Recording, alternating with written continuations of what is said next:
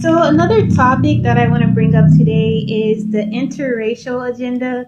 And like before people come at me, I have dated outside my race, I've dated inside my race. I'm still open to individual experiences. Um, but this topic comes up because I've noticed on my Instagram feed or just in general, there's an agenda pushing interracial dating. And I'm a huge advocate on like love is love, but it becomes an agenda when it's marketed to people as the better thing to do or the best thing to do. And this also comes to mind because on Threads, there was a black woman that said, "Oh, I would love to marry a white man and to have mixed kids."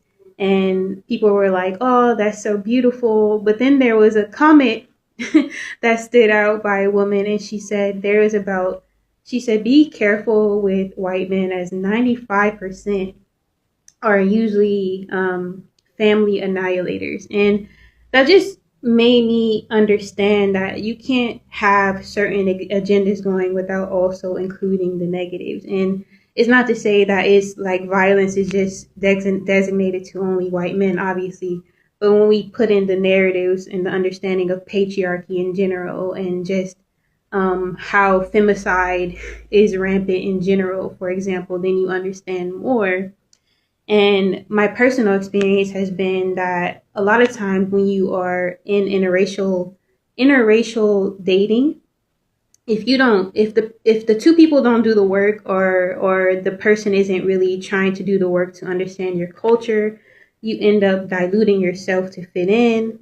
Sometimes a lot of people are sticking together and putting up with disrespect and things of that nature just to make it work, just to have that persona of interracial dating. And we made it despite the odds.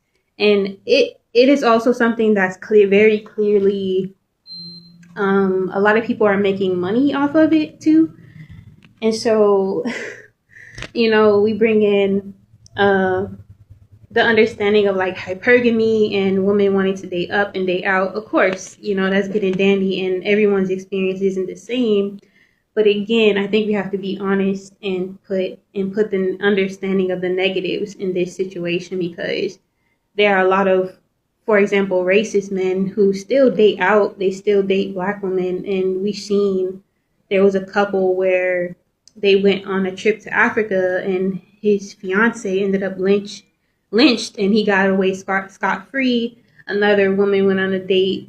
A couple of women went on a date and they were either mysteriously drugged or mysteriously go missing or mysteriously die.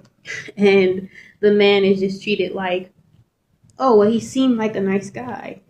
And so we can't leave out those scenarios as well. So in general, we have a problem in the patriarchy right now. And obviously, in my personal experience, when I've dated white men also, there's a certain fragility that's intact that you have to watch out for in those types of situations. If people aren't actively anti-racist, or you can't like talk to them about racism, and even still, the understanding that you have to do so much work to deconstruct and decolonize yourself to even be in an interracial relationship. It's not to say that you have to like show up perfectly ready, but it is an active thing if you want to be like in a mature union in my mind. So that's just my 2 cents. So yeah, 95% of white men, that's a lot. And then it's not it for me. I'm having a very like open mindset, because I understand there's also femicide happening within the black community as well. So I'm not saying anywhere is better than anything. I'm just saying right now you got to talk about all the shit. So yeah.